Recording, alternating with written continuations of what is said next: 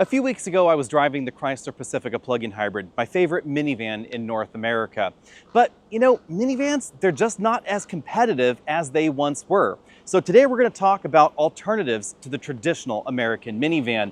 SUVs, crossovers, whatever you want to call these, or of course, the modern interpretation of the minivan over there. What do we got, Travis? Instead of a minivan, let's call this the Micro Buzz. We also have a cavernous people mover by General Motors, one of 3 examples. This one will hold the place for the moment. And we have our newly redesigned Hyundai Palisade, which has been tried and true for a couple years, 3 rows, but strangely the smallest of the bunch. Yes, and this is sort of the placeholder for a lot of 3-row SUVs that have grown in size recently because the Palisade is cavernous inside. And because of the size of vehicles like the Palisade, the Grand Highlander, which unfortunately got into an accident before we were able to get our hands on it. So sorry, Toyota, we did invite you to the party, and we're gonna certainly be talking a lot about the Grand Highlander in this video. But the crop of modern 3-row EV, SUV, crossovers, whatever we wanna call these, is the reason I think that minivans just don't sell as well anymore, especially this. And when we're talking about this Buick, remember, we're basically talking about the triplets, the Chevy Traverse, the GMC Acadia, which I think is my favorite of the 3. Yeah. And then of course, the Buick Enclave, which is the luxury version of them. I would say this is probably tuned more towards maybe an Infinity shopper as the corollary there, I would say. If you're looking at an Acura MDX and you want something that's considerably bigger and roomier inside, you want to check out the Buick Enclave. But if you want something that's more affordable, just as roomy on the inside, you want the Chevy Traverse. So without further ado, I guess let's dive in.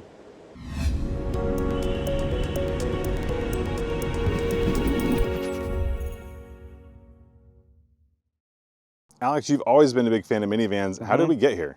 It's interesting.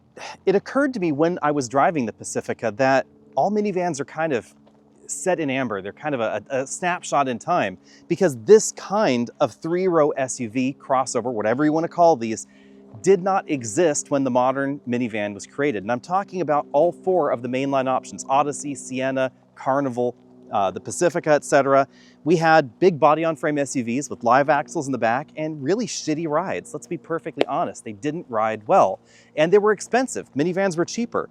But these are about the same price as the modern American minivan.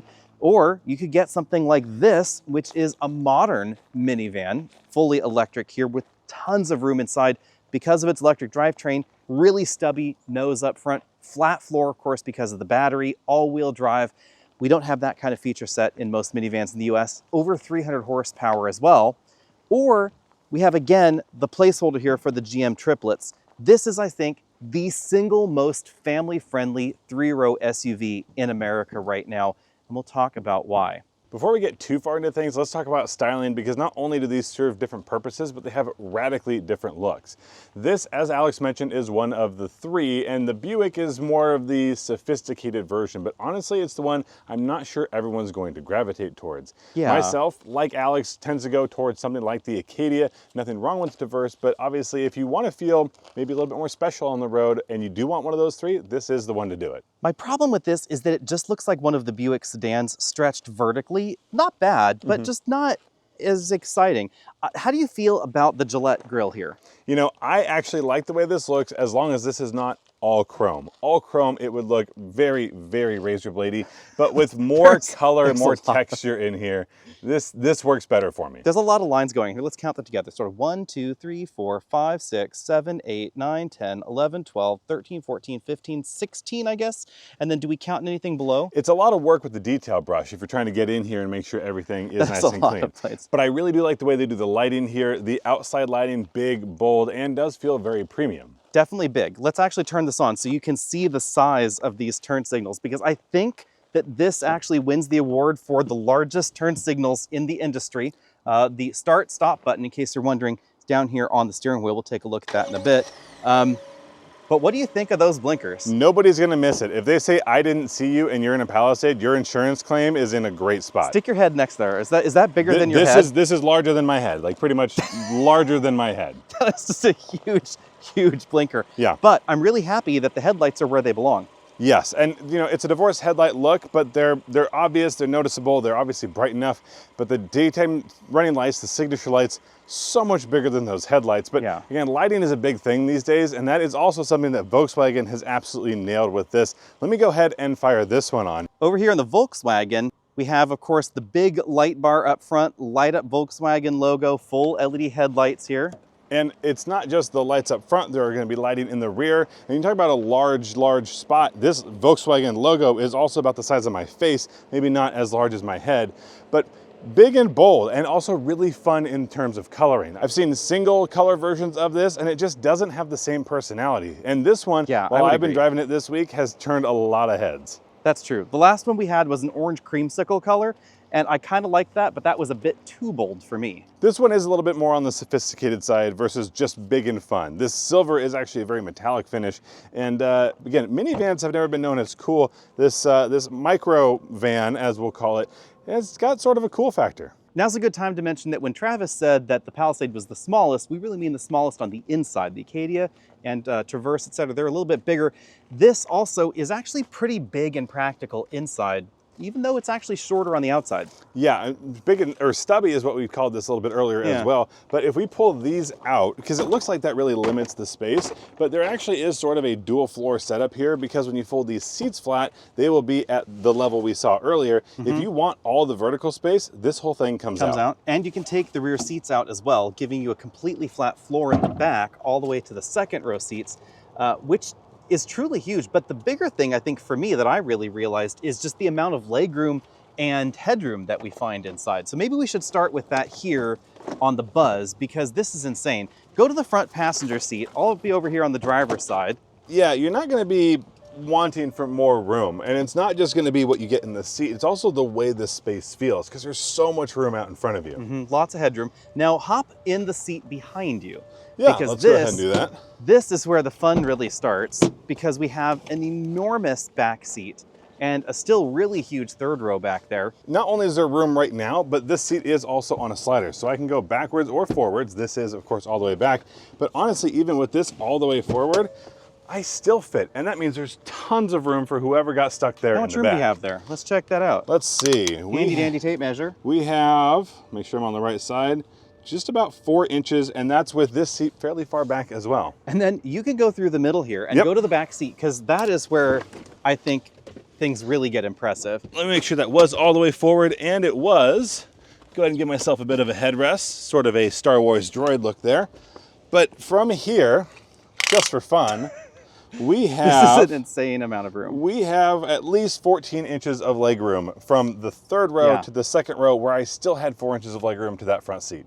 As far as roominess goes, I think this is one of the most practical family vehicles, because I found that not only could you put a rear-facing big convertible seat up front here, or sorry, in the second row, but you can actually walk around it to get to the back. And I have never seen another vehicle that can do that, simply thanks to that huge flat floor. You could almost have this all the way forward and someone could squeeze in behind it. Obviously that'd be a little one, but you could make it work. The only problem with the Buzz for me and its family friendliness is honestly the range, which on a good day is kind of 200 milesy, let's be honest. Yeah, especially if you're doing that freeway driving, which is what people want to know. And there's also going to be the cost, because this comes in a little bit more expensive than those other two. Sliding doors though, and funky for a minivan these days, portholes. So that is what opens. I don't know if you can reach that window control there. And there we go, that's how the porthole opens. It's not the most convenient, but it certainly adds to the funky look. So Vanna, let's get out of the van again and into what is not your father's Buick. No, certainly a more conventional layout for what people are going to be used to. Although I'll tell you what, if you drive any Chevrolet product right now, you know what this ding sounds like, this ding-dong situation. Ding-dong. And unfortunately it carries over to the Buick and that GMC, so you certainly know they're related. This space though, much like I said, much more conventional, but tons of room here, at least in the front row. I've adjusted this seat just a little bit so that I have plenty of space. Let's go ahead and climb in the back and see if that carries through. Of course, conventional doors back here. Not as fun as sliding doors, but you know, not everyone loves a sliding door anyway. And in this space, well, it doesn't have nearly as much headroom as I had over there, not as much wiggle room, so it does feel a little bit tighter, but I have plenty of room here. Let's see where this is set at. And this one's also on a slider. I'll make sure we'll start all the way back. And from there, I've got just about 4.5, 5 inches as it sits. If I go all the way forward, well, maybe we should leave it at 4 inches. I can go all the way forward, but I am now in the back seat. So let's call it somewhere in the middle here. And then I can go ahead and climb into that third row. Still a 6-seat configuration like we saw over there, so I can climb through the middle. That's nice and easy. And as I get back here, sliding in behind that seat, well, you'll notice one of the differences, and that is that I am already out of legroom, and this is not all the way back. This is the key thing, of course, with the sort of SUV versus minivan debate. Your butt's also a lot closer to the ground down there, so a lot less thigh support. Yep. You know, a little bit less legroom, less thigh support. Headroom, though, you know, it's not too different versus Sienna or Odyssey, etc. The third row, it's really pretty similar. That ID.Buzz just has a really big third row. And I'm not quite eating my knees. There are other 3-row vehicles that it would be a little bit tighter, but this certainly isn't as spacious. But I'm also not the person you're probably going to fit in this third row very often. And if I needed to, you can go ahead and adjust those seats just like we saw earlier to make it a little bit more comfortable for me. And it's actually 3 seats back here, so we can fit multiple people. And you know, if you had a little one and 2 larger folks, you could still make that work. But you know what we don't find in most minivans in the US is a second row seat that moves right like this. This allows you to leave a forward-facing child seat latch anchored into position and still demonstrate this get in and out of the car. It is one of the easiest ways to get in and out of the car. I can actually do it without my hands. I've always been shocked that Chrysler is the only one that provides this feature in a minivan in the United States, and only in the non-hybrid model. If you get the hybrid, you lose on that feature. But that is something that we also find now over here in the Hyundai with a bit of a twist. We'll get to that in just a second. It's a power button, but go ahead and hop up there into the front. Up here we have no ding dong. No, nice and quiet, which is a plus. I mean, no door chime, I should say. People would pay for that. I will say this is probably the most comfortable space up front. This seat is actually going to be the nicest of the bunch. The room is going to feel a little bit tighter than it did in actually either of those 2 models, but the design layout is very different, very open. So even though the space is tighter, it doesn't feel squished. And your seat is not nearly as snazzy as this driver's seat, which has a power ottoman, 4-way lumbar support, all sorts of adjustability going on down there. Oh, Alex, I do have a power ottoman. I do have a kick out here. You do, but you don't have the 4-way lumbar or the other adjustments there. Sad. 2-way for me. But I know. If this seat is set for me, I'll just give it a small adjustment. Then we'll see what that second and third row look like. And back here we have the base station to my daughter's child seat. Lots of room for child seats back here. And still plenty of room for people. So this is just me hopping in as is.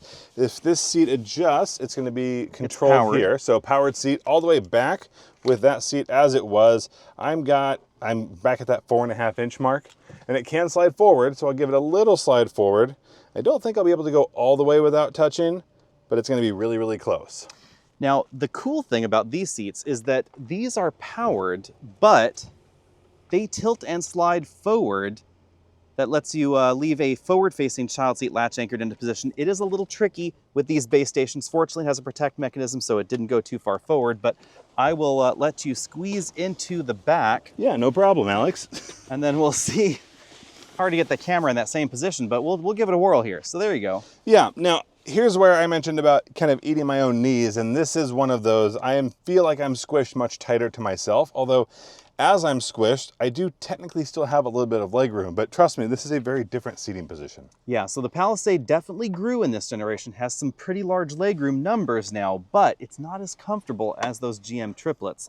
I would actually say that the Grand Highlander is very similar to this, not as roomy still as the Traverse Acadia and Enclave. Yeah, I mean, there's so much room over there. It's even still a little bit less and different than you get in the Buzz, but again, price point's one of them, availability is another, and feature set and options. There are 3 versions of that vehicle with multiple trims. There's only one ID.Buzz. And so what else did you have back here? You have latch anchors there? I've got latch anchors. This is still considered a 3-seater back here. We have the shoulder belt located up in the ceiling. I've also got USB-C ports, and I have controls for this third row. Now, when I say controls for the third row, I mean this slides forward and backwards. This one's all the way forwards, this one is now all the way backwards, and it also has a tilt recline, so you can go ahead and do that as well. This one's all the way tilted back, this one's somewhat tilted back. And obviously that's going to impact your cargo room, but let's check out your legroom measures now, because now you have that seat back all the way back. Yep, now I've got a couple extra inches available here, where here I was all the way out, fully squished into that seat. But again, you can give yourself a little bit more room in the back, or you can give yourself a little bit more room for your passengers. Now let's check out the cargo area with our 24-inch roller bags, starting with the Palisade and bearing in mind that the third row moves forward and backward. With it in its most forward position, we were able to squeeze 4 of these 24-inch roller bags back here. But if we use the power control that's over here on this side and scoot those seats all the way back, again, kind of a slow process. I wish that was actually manual. Then there's only room for 2 of these 24-inch roller bags back here. So that's definitely a key difference. And we see something similar in the Toyota Grand Highlander and to similar effect. Now there is some additional storage space right here under the load floor. We have the jack on one side, some extra storage space on the other, but not enough room to store any sort of larger luggage here. Now the spare tire, it has one that is located completely under the Palisade. Let's take some of these bags over here to the Buick and see what's going on here first, because here we have one of the largest and I think the most practical cargo area in this segment because of this enormous tub under the floor. There's even a spare tire further under the tub. So if you look at that little diagram, it shows you where the spare tire actually goes in the vehicle. But what's handy about this is that you can fit a 22-inch roller bag, the kind you can carry onto a domestic flight, almost completely under the floor, just pops up just a little bit, but then you can actually put 4 24-inch roller bags like this right there behind the third row in its default position, all the way back basically, because it doesn't move. And the hatch will close under its own power. We also have a lot of storage space over here in the ID.Buzz, but actually not quite as much practical space as we have in that one. This third row does slide forward and backward. With it all the way forward, we can fit 4 24-inch roller bags like this. No spare tire in the ID.Buzz at all. If the seat was all the way back in its tracks, we would actually only be able to squeeze 2 24-inch roller bags back here. So actually pretty similar to something like that Hyundai Palisade. Under the hood, we have 3 different drivetrains. The one that's most conventional is the one that's in the Palisade. It's an all-new 3.5-liter V6. It replaces the old 3.8-liter V6. Hyundai says this was done for fuel economy and, of course, emissions. It's mated to an 8-speed automatic transmission and your choice of front-wheel drive or all-wheel drive. Coming soon, though, there's a new hybrid, and I will be driving that in November, so be sure and stay tuned for that one. That's going to bump things up to over 320 horsepower thanks to a 2.5-liter 4-cylinder engine, a 6-speed automatic transmission, and a pair of electric motors. That one's promising better fuel economy because here, we're talking maybe about 20 miles per gallon on average. The next most conventional drivetrain is what we find in the Enclave, the Acadia, and the Traverse. It's a 2.5-liter 4-cylinder turbo producing 328 horsepower and, importantly, 326 pound-feet of torque. It's mated to an 8-speed automatic transmission and your choice of front-wheel drive or all-wheel drive again. The big thing about this engine versus what we have in the Palisade, it's not any more fuel efficient, but it's significantly more powerful and peppier feeling out on the road. So this one is definitely faster 0 to 60. And under the hood of this one is nothing because there's no hood. This is all electric. It's got one battery size that'll get you between about 231 and 234 miles of driving range, whether you go rear wheel or all-wheel drive. Either way, top end is about 335 horsepower, which is more than we get on any of these, but it's very different power. And fun fact, Travis, apparently if you want to change the cabin air filter in the ID.Buzz, which is somewhere around there, you apparently have to take off almost the entire front. At least you don't have to do that for your wiper fluid. That one is nice and easy to get to, but cabin air filter is kind of a bummer. So Travis, the ID.Buzz also probably has the least conventional interior, although I think that Palisade may be a close second. Yeah, honestly, this might be the least interesting as well. The space is really cool, and there's some good function built into it. There's a spot for your phone charging. There's a spot for another person's phone, or I don't know, whatever else you might want to toss in here is nice and rubbery and grippy. There's some screen real estate, but pretty small, so all things considered. What size is the screen? It's like about 12.3, yeah. And then we have the little itty-bitty little instrument cluster over here, but check out that dashboard. Try and reach the front. I want to see this. Yeah, and I got long arms, and if I have to, keep going, all the way forward before try and wipe that windshield. All the way down here, just nice and easy, no problem. Yeah, it's a really, really long windshield. It's kind of funny actually, because what gives us that really stub-nosed front end is really just how big that that overhang is there. But you know what? I think the interior is pretty easy to deal with. Where are the cup holders? Yeah, cup holders are tucked away. Maybe not everyone's favorite, but if you're not using them, they're gone. You can also use these as temporary cup holders, but not ones I'd keep there forever. And doesn't this thing undock? I think this whole thing undocks, right? This whole thing undocks. You can go ahead and pop it out. Yeah, somehow or another. Yep, Trust us, it does. There we go. And then it's like an 80s minivan.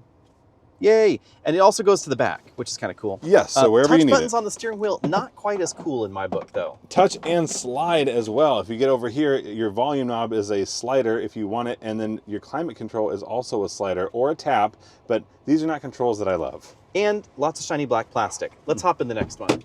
Then we have the Buick, where I think a lot of the shiny black plastic that's missing in some of the competition has suddenly arrived. Yeah, found its way in places that you're going to end up touching quite a bit. I'm less offended though by how much there is around this screen, because it just seems like it's an accent piece rather than holding the whole thing together like you get on the Chevy model. What I love though is this screen, because unlike the Hyundai that we're going to see in a moment and a lot of the competition, this is actually one screen all the way from the left to the right. It's not as tall, not quite as big as some of the competition, but it does look really elegant because it is that seamless actual single screen. And that's what Buick's trying to do here, is bring some elegance, again, with a very shared platform. And I think they've done it well, not just with this design, but with some of the accents, a lot of light silver that you'll find here, like things in your speaker grills and across the dashboard and on the steering wheel. I think that is really well implemented.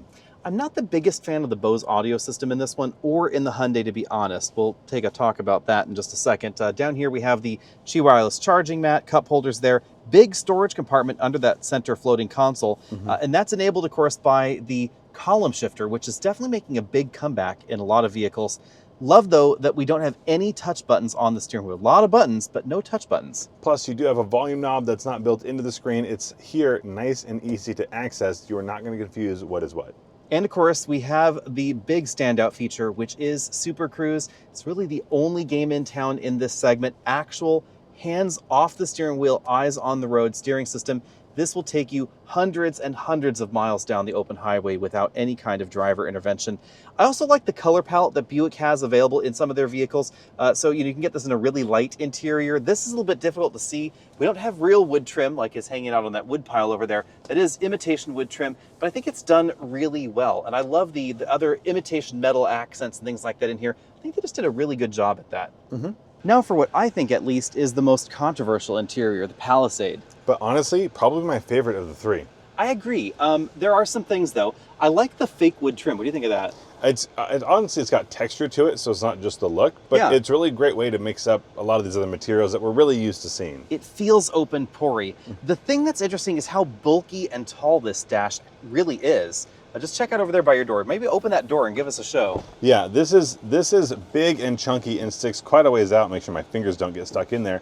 But the coloring is nice. The shape is really good. So even though it is bulky, it doesn't feel like it's imposing. And you do get that on some dashboards. Yeah, and then up here in the dashboard, we have, of course, Hyundai's two-screen setup behind one single plastic panel, but not quite as snazzy, not quite as elegant maybe as the one in the Buick. The color scheme also is a little bit darker.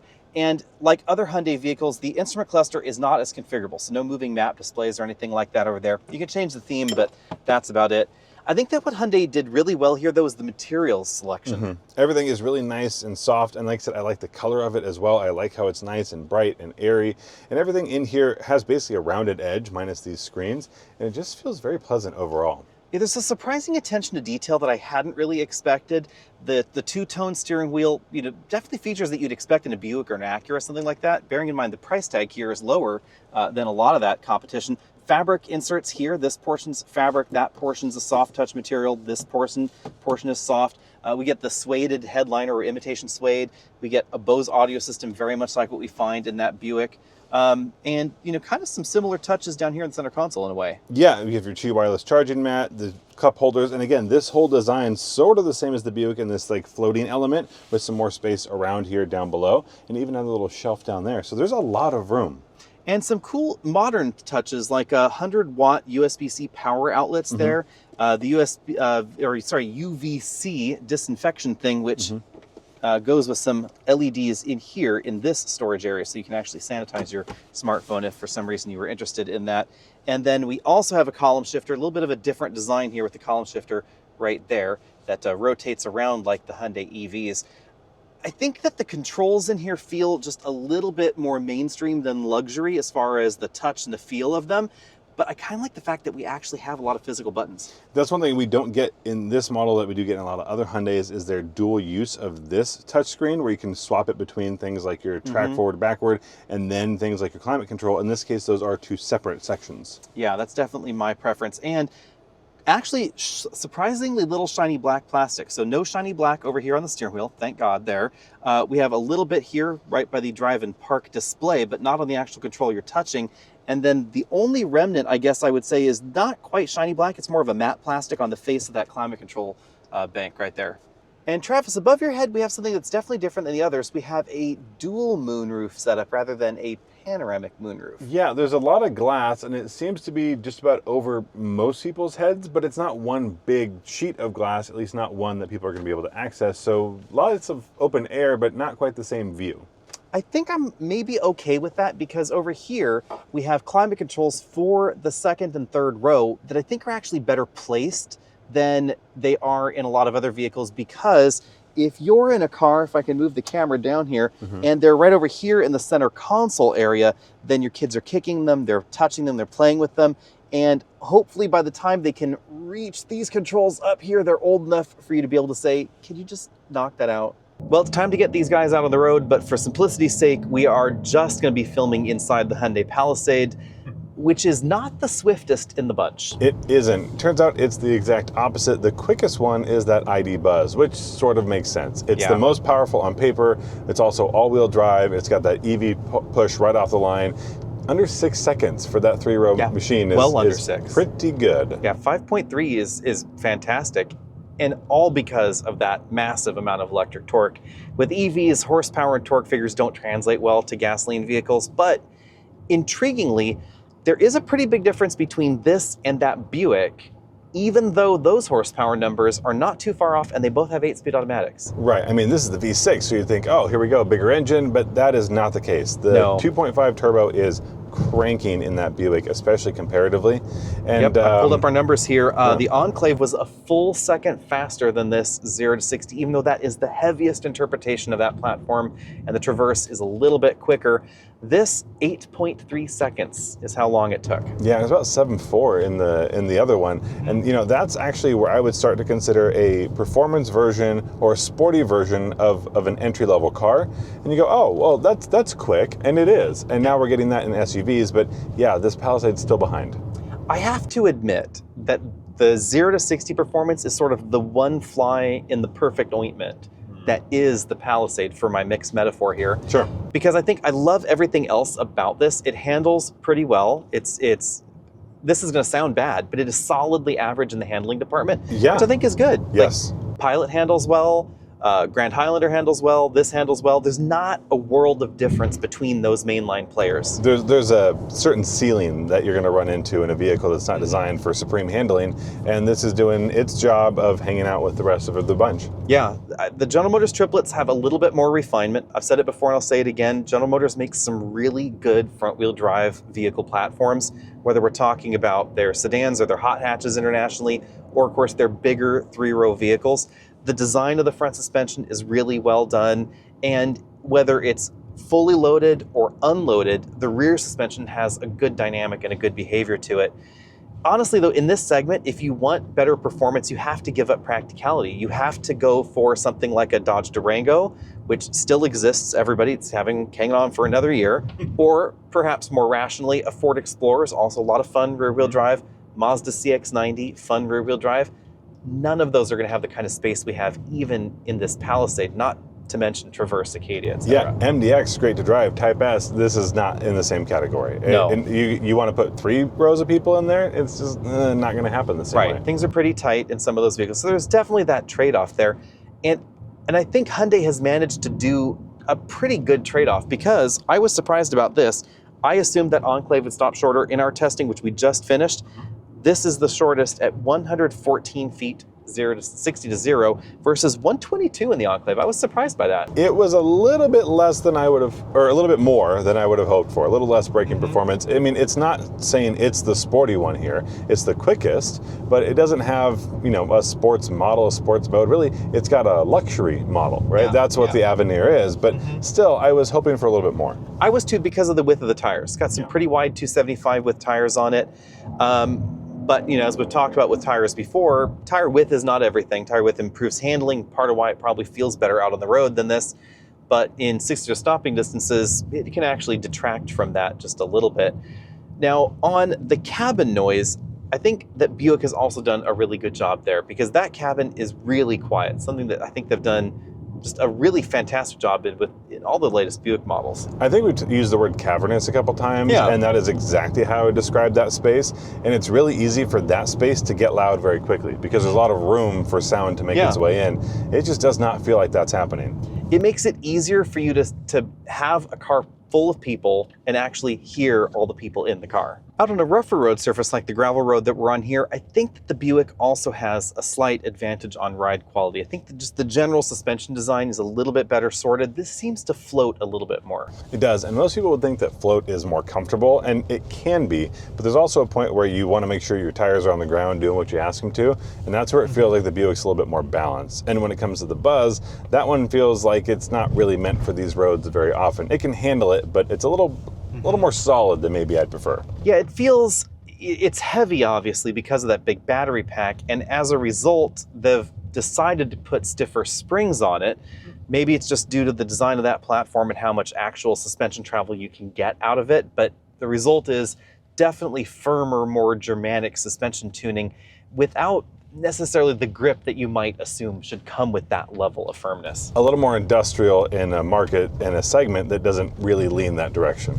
And, you know, it's probably just splitting hairs here, to be perfectly honest, because most of the new larger three-row vehicles all handle really quite well, and they're all really well-mannered out on the road, whether we're talking about this or the Grand Highlander or any of the General Motors triplets, etc. They're all pretty solid options. I mean, that's really the whole point of this, right? Is we're talking about a more comfortable, more convenient, easier to live with three-row vehicle, not just a truck chassis that's got a third row of seats put in it.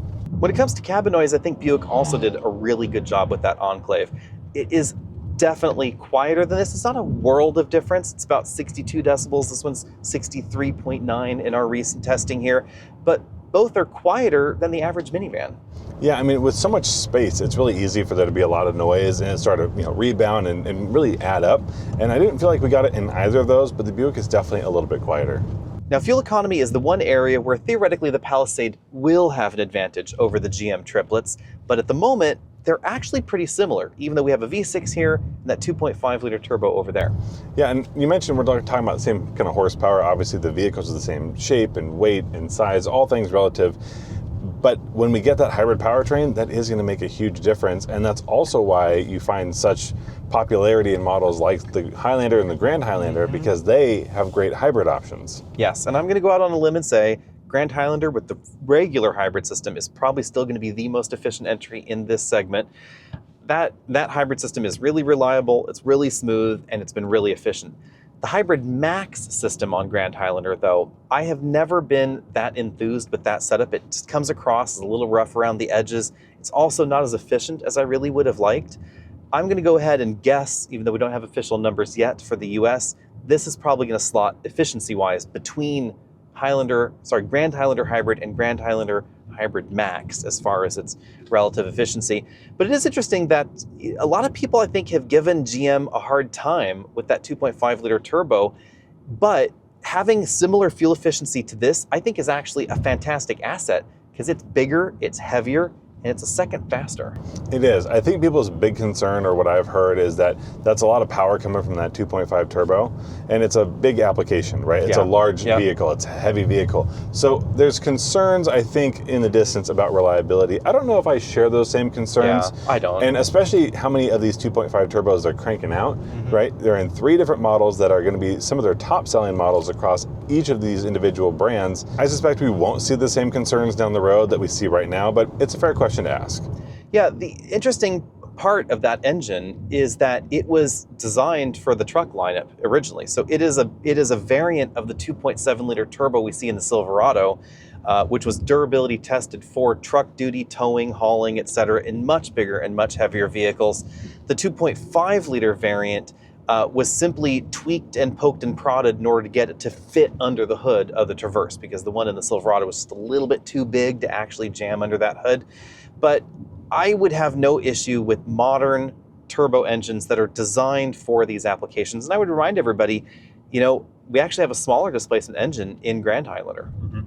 Price-wise, we have a pretty decent spread here. I think, Travis, you and I are both attracted to the general design of the interior in the Palisade, but interestingly, it's the least expensive at $57,800. Yeah, that seems like not inexpensive, but when you start to compare it to the rest of these, it starts to become a really good bargain. And yeah, I like the exterior, I like the interior. There's lots of practicality included, but boy, does it start to look like a value. The question is, are these kind of worth it? Yeah, so $66,500 here for the Buick. But again, this is just a placeholder. And if you were to get a Traverse pricing is actually closer to the Palisade. Starts a bit different and actually will get a bit more expensive, but you get Super Cruise like you do on this Buick in the top trims. And that is a feature you simply do not find in either of these other options. It's worth about $3,000. So be sure and take that into account. Also, any of the GM triplets are going to have around 5 to 8% off the MSRP. But what do you have over there? Well, so this is going to be our most expensive. It's just sort of happened that we arranged it least to most. $70,500 and just a little bit more what you're going to pay for this ID.Buzz. And this is not the top end ID.Buzz. You can pay more money for it. It's very different than the others. And yes, the biggest drawback is going to be the interior as far as the way this is laid out, as far as the way it feels versus the dollars that you paid for it. Honestly, probably the worst bang for the buck as far as the luxury, but it's still the most utilitarian, and on the outside, probably the most fun to look at. But it doesn't become the most fun to drive, unfortunately. That interior is truly huge. There is so much legroom going on in there. Is it a modern minivan? Yes. Is it the minivan you may be familiar with? No, because it's not quite the same interior dimension that you find in an Odyssey, a Sienna, a Carnival, Pacific, etc. If you plan on carrying 4x8 sheets of things, that's not your best bet. One of the other minivans is going to be better, but none of them will have the legroom that we have in that ID.Buzz. That is absolutely insane. If you had to pick one of these though, which would your pick be? It becomes tough. I really like the value over in the Palisade, absolutely do. It's a big jump up from Palisade where it's at the top end to what we have here in the Buick. And of the GM triplets, I'd probably lean towards an Acadia, but it's not that big of a jump from a top end Acadia or an Enclave to get to a Buzz. I think I would go with a Buzz, and that's a little bit surprising to me. I love the color over there, that amethyst. I really like the interior, and I like what it has to offer.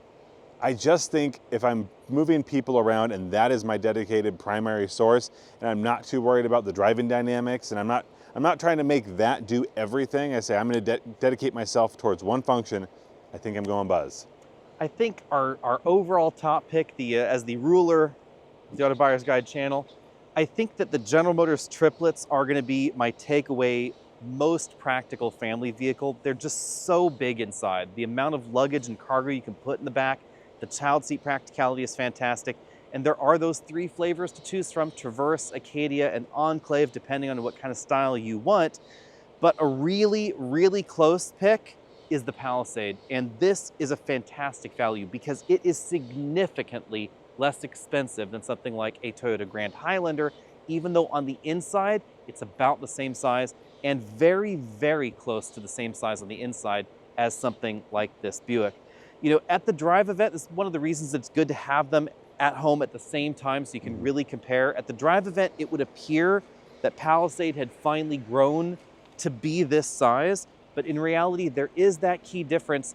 The third row, its size, how high you are off the ground, etc., and then how much room there is behind that third row. The General Motors triplets definitely have an advantage there, but pricing, significant advantage for the Hyundai. And I would say that once the hybrid comes out, I think it's game on for everybody else, because you could combine all of this room and a mechanical all-wheel drive system and an over 300 horsepower hybrid system with probably decently over 30 mpg. And I'm gonna go ahead and bet, I would bet money on this, it's still gonna be less expensive than this because just it's so much less expensive than a Grand Highlander. There's so much more room for it to make changes. That's honestly my biggest gripe about the triplets. And as a channel, I'm on board saying this is probably the takeaway winner. I just wish we had more powertrain options. Yeah. You get one and that's it. No and hybrid. It feels like what it's really missing is a hybrid or a plug-in hybrid. Yes, and there was no provision apparently for a plug-in hybrid in this generation, but there are General Motors similar vehicles in China with a hybrid system. We just don't get them in the United States. And we will be getting a hybrid Palisade. Again, we're gonna be driving that in November. Very soon. And again, I'm gonna go ahead and bet it's gonna be decently less expensive than the Grand Highlander still, because this is already about $6,000 less starting than Grand Highlander. And as much as I really love the Grand Highlander, I love its hybrid system. If you're looking for the most reliable entry in the segment, my bet is on the regular hybrid Grand Highlander. Not the Max. Not the Max, but this, you know, I think it's all kinds of fantastic. Yeah, hopefully we can get a chance to spend some time with the hybrid model when it comes out. We can put it next to a Grand Highlander, see how those things all line up. But at the end of it, we have a lot of great options for people mover these days, even if the traditional minivan is on its way out. Yep, and so let us know what you think about all that down there in the comment section. Would you still buy a minivan? Are you in that relatively rare case where maybe you need that extra room, maybe you want that extra room? I have to admit that as defensive as I have been of minivans in the past, if I were shopping for a family vehicle, I would probably end up with one of these two right here rather than any of the minivan options in the United States. See all of you later.